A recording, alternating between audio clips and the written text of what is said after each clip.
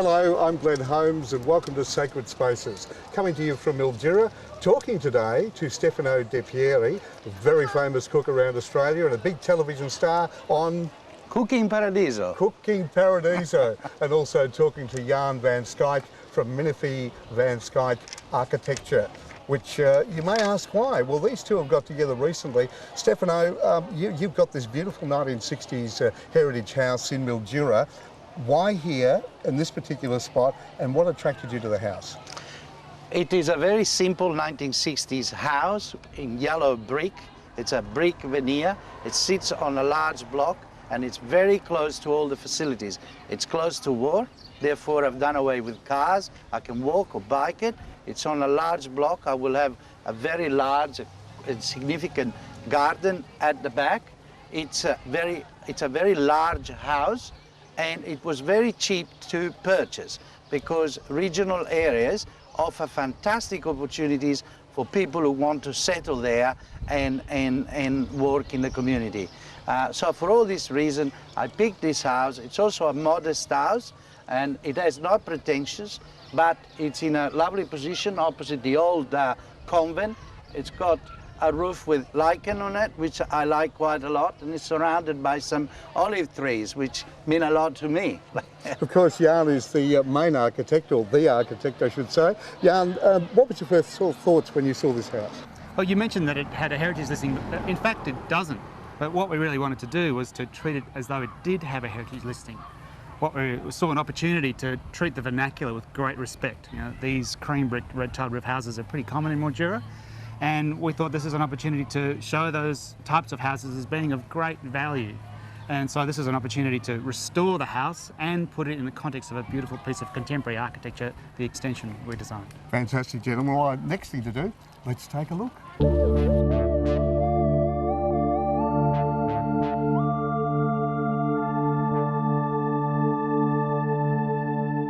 This is a very beautiful, stylish 1960s home with a difference. Now, it's been built across the road from St Joseph's College, and Stefano, there's some significance why you picked here in particular. Yes, over there at the college, there is a lovely sweet grotto containing a statue of Mary, Mother of Jesus. It's a very restful place, a very spiritual place. I often go over there to have a bit of a think. And that idea of a grotto is very welcoming. So I wanted somehow with Jan to replicate that emotional experience here at the entrance of the house. I wanted something that draws you in and makes you feel welcome and somewhat intimate, hence this arrangement. But you can talk about this. Well, the grotto was one of the first things we visited on our extensive site visit of the whole area. And when designing an entry, I always try and find a way to make an entry a room in its own right. And so I started to think of this as a grotto, a large thing arching over your head. It's also the thing that mediates between the existing house and the new house and allows the two things to intersect together. It's a really important spot, this, because this sets the scene for everything you experience as you move through the house. There's so many changes inside, and I think we're just about to show you exactly what they are.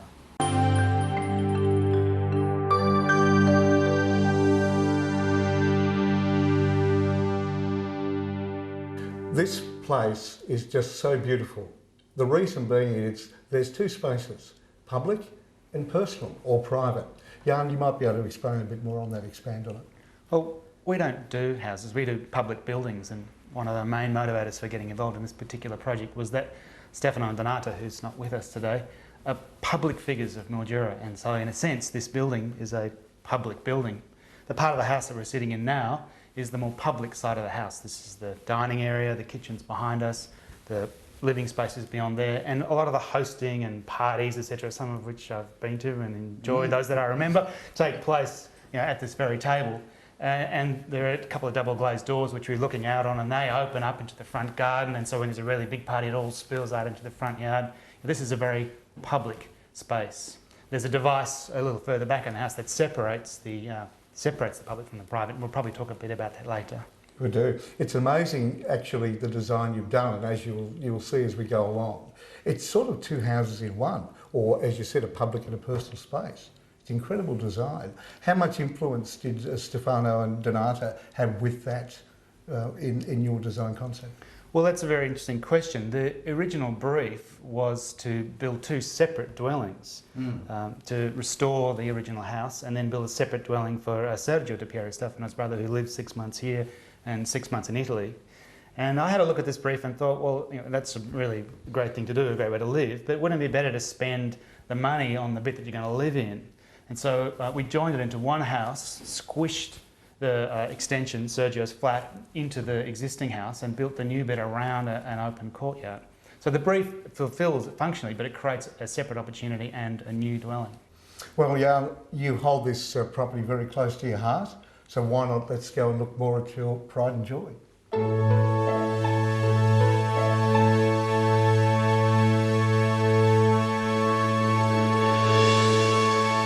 You know, it's all about the old versus the new, the transition, the inside versus the outside.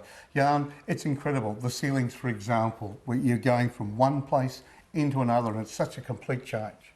I'm glad you asked me that. This bookshelf device mediates between the existing and the new, and the transition through here is really interesting. You come from the ceiling space in the kitchen, underneath the compressed eave of the existing house, which is actually quite low, and then as you walk into the space where the closed-rear window is, you feel the space opening up above you.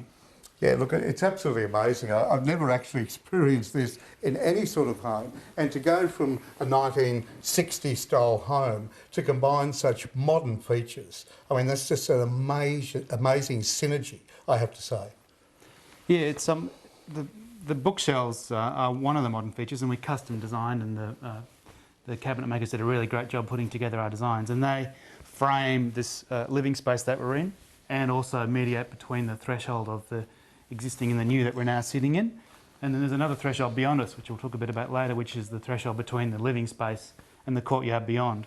All of these spaces, the courtyard, the living space and the dining space, which we've just been sitting in, they're all focused around the kitchen, which is what you'd expect from a house with a client like this. Tell me, I mean, where does the inspiration come from you? I mean, you're obviously into commercial design, but to come into this environment and combine the public and the private space we discussed, where do you get that first spark of inspiration? Look, the inspiration comes from the opportunities of the place, and this place is Mildura. The first site visit that Stefano took me on wasn't to a piece of land like a site visit normally is. We drove all over Mildura and beyond and looked at a whole range of things. Yeah, I took him to the Mildura winery, which is now called something else, of course. But it's an historic site in Mildura. It's got interesting textures and use of materials. There's a lot of concrete there, a lot of corrugated iron.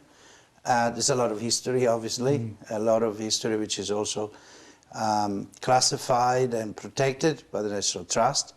I showed him the hospital at the end of the street at an earlier stage, on which Jan and students from RMIT did an awful lot of work to reimagine that space. So to a certain extent, Jan was already familiar with Mildura.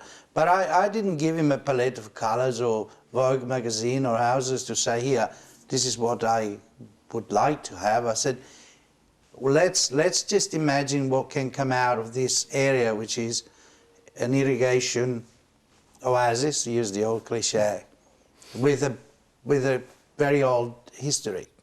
No, it's really amazing. Look, there's a whole lot more to see, so let's check it out.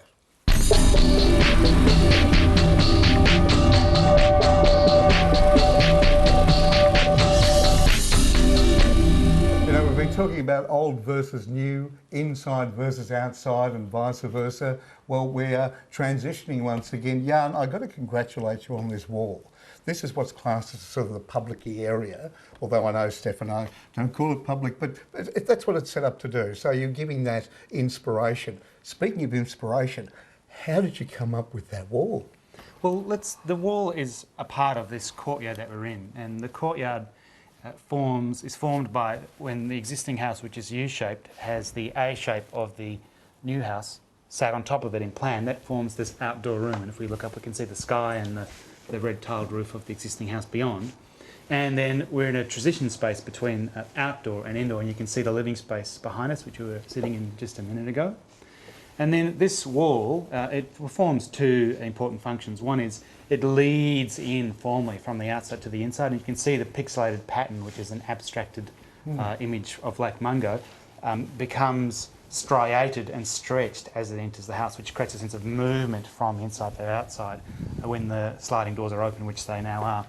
But also this wall, which as you can see has no windows in it, forms a barrier between the public spaces of the house and the private spaces beyond, and beyond that particular wall there is the master bedroom and ensuite and walk-in wardrobe and a little private study for Stefano Donato.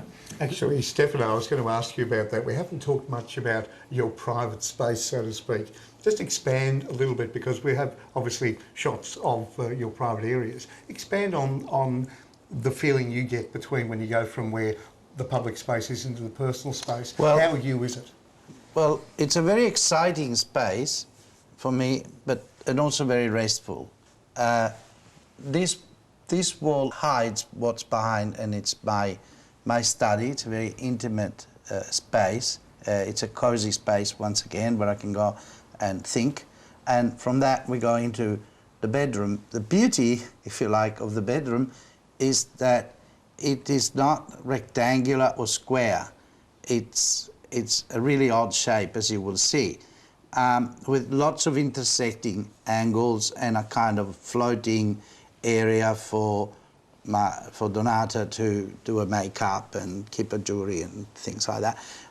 But there's lots of lines intersecting, and instead of becoming jarring to the eye, they're very peaceful and very restful. For me, it's great to be in a space which is not predictable, you know, rectangular, square, whatever, as you will see. Certainly very close to your heart, Stefano, because obviously you're a very busy man, as we all know, and your private time is very sacred, and it's nice to be able to walk in, from what you've told me, and just relax. Kick the shoes off and just feel like I can breathe now. Yeah, indeed. It's important. But equally, you know, I don't make a big deal about being too private. What I like about this place is that I can come out here and yell through that window to my brother, my older brother... Sergio, stop using the hot water. Stop drinking. Who has an entirely independent quarter there with his kitchen, his living area, his bedroom, etc., etc. And we can communicate through the window. That brings me back a bit to my Italian heritage, where density creates very strong community and has to encourage tolerance because you live on top of each other. Here we're used to big open spaces and you go, hey neighbour, you know. But I like the idea that I can just come out and say, hey, what are you cooking? Or I can smell what he's cooking for himself out there. Beautiful. It's a small house for what's in it. 340 square metres, which includes 4 bedrooms, 2 bathrooms, an ensuite, 2 kitchens, a walk-in pantry, a wine cellar, a dining area, kitchen, living space, and a courtyard, all within quite a small space. And to do that and not feel like everyone's piling in on top of each other, it's all centred around this outdoor room in which we're now sitting. Yeah. Stefano De Pieri, thank you very much for inviting us into your home. Thank you, Glenn. Jan van Skyke of, I've got to get this right, Menifee van Skyke Architecture. Did I do okay? Beautiful. Thanks very much for being with us Thank today you. on this beautiful day. We're in a beautiful house. It's absolutely unique in Mildura, and I've enjoyed it too. I'm Glenn Holmes, and thanks for watching Sacred Spaces.